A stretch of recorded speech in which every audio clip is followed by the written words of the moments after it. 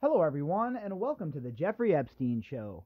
I'm your host, Bobby Capucci, and this is Daily Drop number 213. So, Netflix dropped Filthy Rich today, the documentary about Jeffrey Epstein and the survivors. Well, it was everything that I thought it would be. I thought that it would be a great insertion point for people who weren't too familiar with the case, people that might not have been following the case for the duration. I think this is a great jump off point for people, and I think you're already seeing the outrage that it's causing amongst those who might not have known some of the more devious things that had occurred within Jeffrey Epstein's atmosphere. And I think the most powerful part of the documentary, at least what I took away from it as being the most powerful part, was the actual testimony from the survivors. Now, it's one thing for me to tell you about their story, or for other journalists or content creators to tell you about their story, but when you hear it directly from those it impacted, when you hear it from the girls who lived it, it is so much more impactful, and it is a lot more moving because you see the pain, you can hear the hurt, and you can see the misery that was caused by this man and his criminal enterprise and what he did to these ladies. It is very, very powerful stuff, and I highly suggest that if you have not watched the documentary yet, that you get on it and you check it out. I was going to do the review tonight, but I'm going to give everybody a day to catch up with the documentary so that there aren't people who haven't seen it, so we don't spoil things for them, talk about things that they're going to see in the documentary for themselves. So we'll give them a day to catch up, and then Jen and Lisa and I will get together and we will do a full review of all 4 episodes. So with that said, there's some other stuff happening today as well. There is a new book that was just released by Alana Goodman and Daniel Halper, and in the book, they claim that Bill Clinton and Ghislaine Maxwell were engaged in an affair. Now, this is not the first time I've heard this. I've heard this from other people, but as you know, for those of you who have been listening to the podcast for a while, I don't talk about things unless there are articles about them, right? I don't come out and bring up these topics from left field. That's not what we do here on the podcast. What we do is we wait for these things to break in the news and then we cover them. So I've heard for quite some time about Bill Clinton and Ghislaine Maxwell possibly engaging in an affair, but now that the book by Alana Goodman and Daniel Halper is getting ready to drop, and it's in the news, it's something that we'll cover here. So we'll jump into this article from the New York Post and see what Alana Goodman and Daniel Halper have to say about Bill Clinton and him having an affair with Ghislaine Maxwell. The authors of this article are Alana Goodman and Daniel Halper. Headline: New book claims Clinton had an affair with Ghislaine Maxwell. The ex-president, who denies cheating on wife Hillary Clinton with Maxwell, reportedly engaged in the romps during overseas trips on Epstein's private plane, a customized Boeing 727 that's since become known as the Lolita Express. The nation's 42nd head of state also repeatedly sneaked out to visit Maxwell at her Upper East Side townhouse, as detailed in this exclusive excerpt. And now the following is an excerpt from the book, A Convenient Death, The Mysterious Demise of Jeffrey Epstein. And the authors are Alana Goodman and Daniel Halper, and you can find this book on June 2nd. Clinton was allegedly carrying on an affair with at least one woman in Epstein's orbit, but she was well over the age of consent. And this is what we talked about earlier today when we were talking about Bill Clinton. Look, there's no evidence pointing that he was engaged in affairs with underage girls or that he was involved in abusing girls within the trafficking scheme itself. But there has always been hints about Bill Clinton and his affair, I guess you would call it now, with Ghislaine Maxwell. There's always been talk about that, and there was definitely always talk about him on the island and elsewhere. We have known that for quite some time, and what the Netflix documentary does is it personifies that, right? It shoots it into a different orbit because it's reaching a lot more people. It's a bigger platform, and it comes as a shock to people who have not been following the case, perhaps. But we all know about Virginia's testimony. We all know Virginia has said previously she saw Bill Clinton on the island. So while it comes to a shock to the Unsullied, to the rest of us, we just shake our head and nod because we had already we knew about this, right?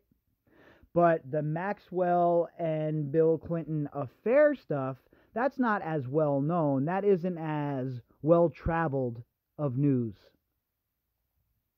Ghislaine Maxwell, a constant presence at the ex-president's side during these trips, was a primary reason Clinton let Epstein ferry him around the world. Well, that's definitely one thing that could possibly be the case, right? If this is true and he was engaged in a relationship, an affair with Ghislaine Maxwell, that would certainly give Bill Clinton all the reason in the world to want to travel around with Jeffrey Epstein. Definitely one of the reasons. Now, I'm sure it's not as simple as that, right? There are certainly more reasons than that. And Jeffrey Epstein and Bill Clinton were very tight for a very, very long time. I mean, Jeffrey Epstein was at Chelsea Clinton's wedding, for Lord's sake, Ghislaine Maxwell. So anyone who doesn't think that the ties were deep and the bonds weren't tight, they're definitely not paying attention. And those that might just not have known, well, once they watch the documentary, they're going to know very clearly that Jeffrey Epstein and Bill Clinton were very close. Bill and Ghislaine were getting it on. A source who witnessed the relationship said in an interview, that's why he was around Epstein, to be with her. The source explained that reports have been missing the point about the Clinton-Epstein relationship by focusing on Epstein's crimes. Clinton's stupid, but not an idiot, the source says, dismissing the idea that the ex-president was sexually involved with children. I've said the same thing, in fact, folks. I am of the same mind. I have not seen any evidence yet to point me in the direction of Bill Clinton abusing children within Jeffrey Epstein's orbit. Now, does that mean he wasn't having a romp with other women on the island? No, that does not mean that. I don't know for a fact one way or the other, but I cannot say with any certainty that Bill Clinton was involved in abusing any of these children on the island. There is no evidence that points us in that direction. And remember, it is not what we think, it is what we can prove. Right? It's not what we think we know, it's what we can prove. And it's very important that we remember that, because we can't just start throwing around baseless allegations, right? It's bad enough that Bill Clinton was enabling this man. It's bad enough that Bill Clinton was allegedly having an affair with Ghislaine Maxwell. That right there is enough to damn the man. We don't have to give him ammunition by making things up and adding it on to try and make it more salacious. It doesn't have to be any more salacious than what it is, folks. And adding this extra layer here, him having an affair with Ghislaine Maxwell, this should be the nail in the coffin for Clinton. Every single legacy media outlet should be banging down his door in Westchester trying to get him on record. Will they? I highly doubt it. I highly doubt it.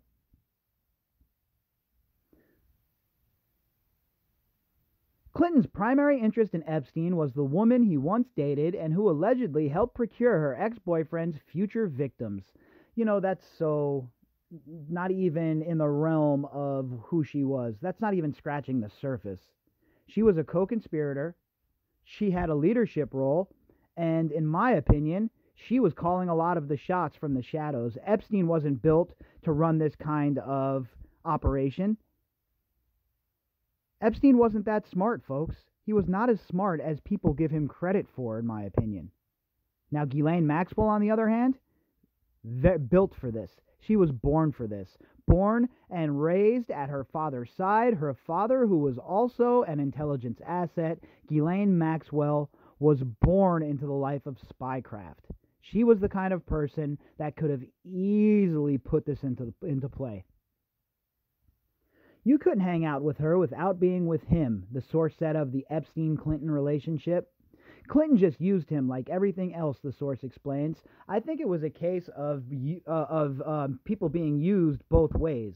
I think Epstein was using Clinton, and I think Clinton thought he was using Epstein, when in reality, he was not. Clinton was used to being the biggest dog in the room, right? Always able to politic his way out of everything.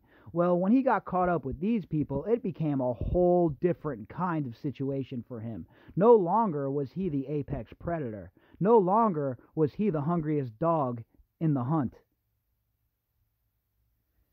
In this case, Epstein was being used as an alibi while he hooked up with Maxwell, and Clinton was being used in turn to build Jeffrey Epstein's image and to make him seem like he was invincible, to give him more access to so-called polite society. You see what's going on here, folks? A symbiotic, parasitic relationship. Bill Clinton should be absolutely disgusted with himself, but he has no morals. He doesn't know what it means to be disgusted with himself. Now, the rest of us, we should all be disgusted with this man. He is absolutely disgusting and gross. And anybody engaging in an affair with a putrid, disgusting person like Ghislaine Maxwell, that alone deserves high criticism. The relationship between Clinton and Maxwell was not confined to these overseas junkets. It continued in New York City, where Clinton, on multiple occasions, visited Maxwell's own private townhome at 116th East Street, East 65th Street, an $11 million pad that runs a touch below 7,000 square feet, much more modest than Epstein's palatial townhouse a few blocks north. Maxwell purchased it in 2000 for a mere $4.95 million. Oh, just a touch below 7,000 square feet, folks. No big deal. 7,000 square feet in Manhattan. Yeah, she really had it rough, huh? Ghislaine Maxwell, the victim. Ghislaine Maxwell, someone we should pity. Give me a break. This woman is disgusting. I have zero pity for her. And as far as I can see, she was involved not only with this criminal enterprise, but in it with a leadership role, and there must be consequences for that. The coziness between the former president and the charming British socialite, co-conspirator, drew notice in New York social circles. Oh yeah, I'm sure it did, but nobody gives a shit anyway in the New York social circles. They accepted Jeffrey Epstein after his first conviction. So what, we're supposed to expect these people to self-regulate? Clinton and Maxwell were spotted dining together at the Madison Avenue Italian mainstay Nello, according to a 2002 New York Magazine article, which described Maxwell as a man-eater in the same paragraph. Yeah, she certainly was that. She was a soul eater as well. This woman, everything that she touched, decayed. She left such a wake of destruction and misery when she went past that it is still untold the number of lives that she has affected. When Clinton went stag to a New York education charity gala in late 2001, Hillary declined to attend. Maxwell was reportedly at his side. Yeah, look, there's zero doubt, okay, to anyone following the story that Ghislaine Maxwell and Bill Clinton were very, very close. Now, this is the first time it's coming out in print media like this that Bill Clinton and Ghislaine Maxwell were engaged in this affair, though. And I think it's very significant. I think that it's important for the legacy media to ask the hard questions in this case. And I think it's very important that Bill Clinton answers them. And if not, he should be given the same treatment that the Joe Exotic of the Windsor family is currently receiving. The relationship also carried over to the Clinton Global Initiative and Clinton Foundation. Maxwell became somewhat of a fixture at these events. It was there where she was even served court papers about the participation in Epstein's abuse. Think about that for a moment, folks. She was at a Clinton Foundation event, and she was served with papers about her participation within Jeffrey Epstein's criminal enterprise. How is the press not all over this? How is the legacy media not beating down Bill Clinton's door? Only a few months earlier, while attending the Clinton Global Initiative in New York City at the end of an Indian summer in September 2009, a process server walked through a packed lobby of the Sheraton Hotel and served Ghislaine Maxwell papers for a deposition, the journalist Conchita Sarnoff recalls. And I don't talk enough about Conchita Sarnoff here on the podcast. She does some good work too. You should definitely check out her stuff if you're not familiar with it. Maxwell was huddled in a small group talking to other guests. As the server approached her, he called out her name and, with so many people surrounding her, Maxwell was unsuspecting. She confirmed her identity and he served her notice. The deposition was in relation to Epstein's sexual abuse case. The server left at once, Sarnoff writes in her book Traffic King. Wow, that's pretty powerful stuff. Ghislaine Maxwell getting served at one of Bill Clinton's events, okay? At one of the foundation events for Bill Clinton. Now, my question again becomes, how much money did Bill Clinton receive from Ghislaine Maxwell and Jeffrey Epstein? How much money did Bill Clinton receive that was made from ill-gotten gains? Should Bill Clinton be snapped up in the RICO case as well?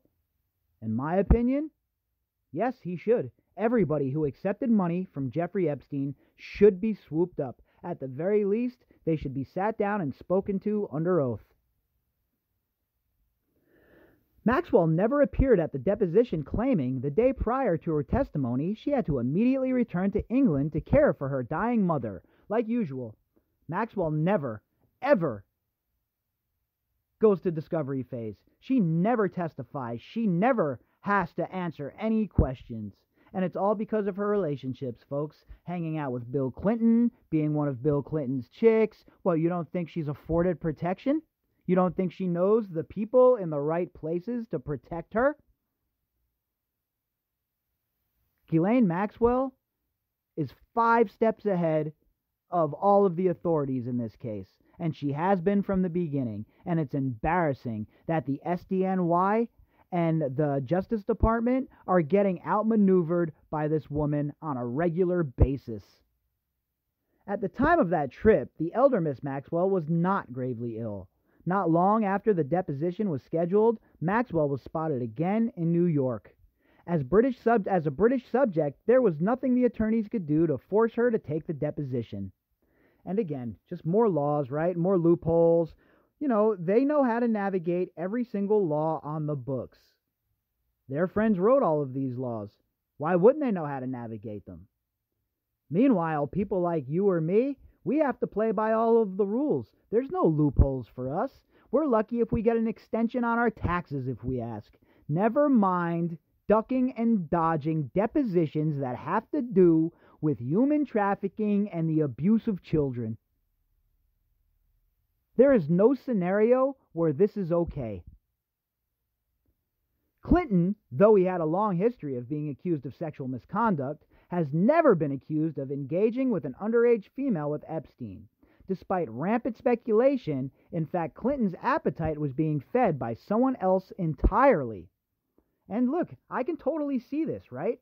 I can totally see this because I have not seen any evidence that Bill Clinton was going after small kids, that he was going after children on these islands.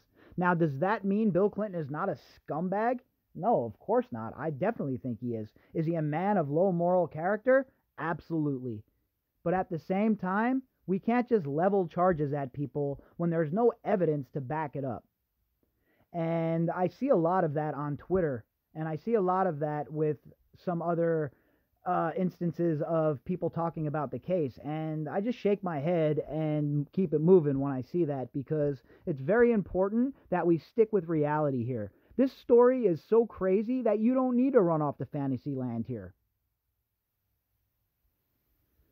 I have seen reports saying or implying that I had sex with former President Bill Clinton on Little St. James Island. Epstein survivor Virginia Roberts has said in court documents. Former President Bill Clinton was present on the island at a time when I was also present on the island, but I have never had sexual relations with Clinton, nor have I ever claimed to have had such relations. I have never seen him have sexual relations with anyone. That should clear it all up, folks, right? That should clear it up for everybody who still thinks that Bill Clinton was on this island having sex with kids. Virginia Roberts herself states very plainly that he was not. Now that doesn't give Bill Clinton a pass here for enabling Jeffrey Epstein or being a general scumbag or anything like that, but there's no reason to add stuff on that we have no evidence to prove. It's very important that we operate in the realm of fact here. Because if not, these people on the other side of the argument, they will tear apart every single thing that is brought against their people if they're given any bit of room to do so. It's a credibility game with these people, and that is the way they got Epstein off the first time around. They worked the credibility angle of those poor girls, and those poor girls were not defended by the state correctly, and Epstein's lawyers, led by Dershowitz, were able to destroy their credibility and in turn make these girls make them out to be these terrible human beings, when in reality they were just young girls. But that is the power of having people like Alan Dershowitz on your side. And that is the power of having so much sway that even the state's attorney generals and federal prosecutors are not willing to tangle with you in court. It's pretty sad to see that, isn't it? You would think out of all the crimes that are committed, something like this would be seen to its conclusion. You would think that crimes against children would be the straw that breaks the camel's back and what pushed everything into motion.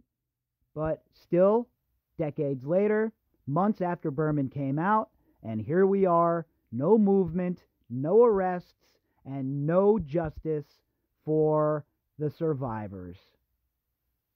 If you'd like to contact me, you can do that at bobbycapucci@protonmail.com. That's BOBBYCAPUCCI@protonmail.com. You can also find me on Twitter at BOBBY_CAPUCCI. All right, everybody, we'll be back tomorrow with some more. I hope you all had an amazing night.